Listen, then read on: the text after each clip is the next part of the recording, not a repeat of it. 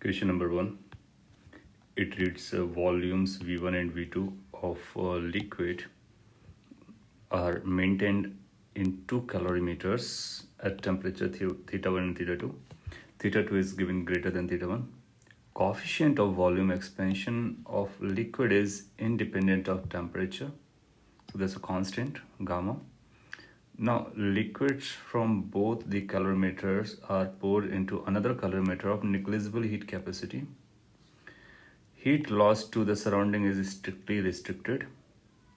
Final volume of the mixture is found to be V. So this V value is base expressed by which of the following given equations? That's the question. So we can consider that the liquid of volume V1 at theta 1 is in the first calorimetry. Volume V2 at theta 2 temperature is in another calorimetry, same liquid of density rho. And let's say gamma is going to be the volumetric expansion coefficient.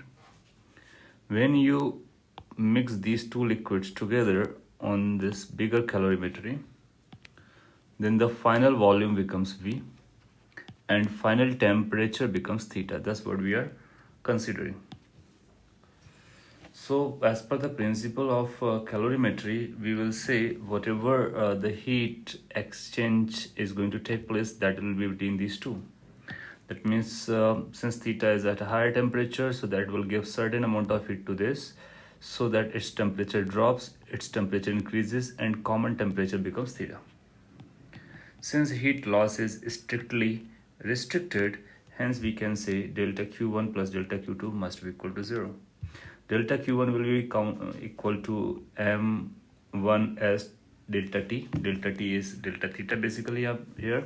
So final temperature minus initial temperature. Initial mass is M1. Specific heat capacity will be, let's say, S for that liquid. Another mass is M2 and specific heat is S, and temperature difference is going to be final minus initial. That means theta minus theta 2. This must be equal to 0. When we simplify, then we can say this S will common and cancelled out. Moreover, mass can be written as density into volume. So V1, V2, density will remain the same. In next line, density cancelled out. So we got V1 theta minus theta 1 plus V2 theta minus theta 2 must be equal to 0.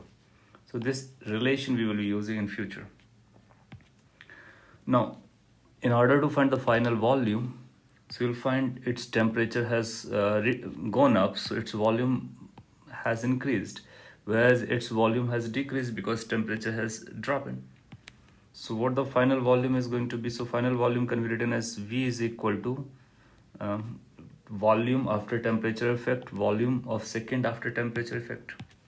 We know as per the thermal expansion concept, the final volume of this V1 is going to be V1 times 1 plus gamma delta T. That means final theta minus initial theta. That means theta minus theta 1. Similarly, for the second, we are going to write V2 1 plus gamma theta minus theta 2. When you simplify, you will find V1 and V2. So we can take V1 plus V2 separately, and rest of the two terms. Rest of the two terms we can take gamma, which is going to be common. And the first term will be like V1 theta minus theta 1, and second will be V2 theta minus theta 2. Now we have already calculated this number, and this number was 0. So we can say that this term becomes 0. Hence we are having V is equal to V1 plus V2. That means final volume in this calorimetry, if the heat is not exchanged, is going to be simply V1 plus V2. So that becomes our final answer. Hence A is going to be the correct response. Thank you.